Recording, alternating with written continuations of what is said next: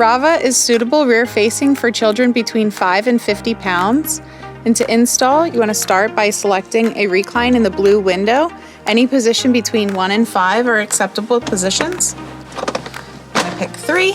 I'm going to open my cup holders, exposing my rear-facing belt path. Lift the headrest all the way up and let out some of the tension on the harness. Unbuckle and secure those away in the buckle holders.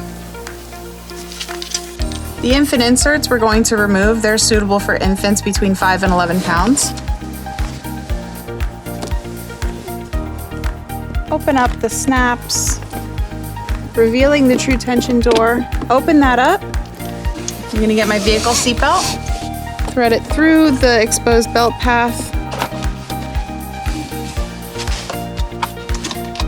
buckle my seatbelt, and remove any slack that's in that vehicle seatbelt. Lock the vehicle seatbelt by pulling it all the way out. Close the true tension door. Replace all of your seat padding.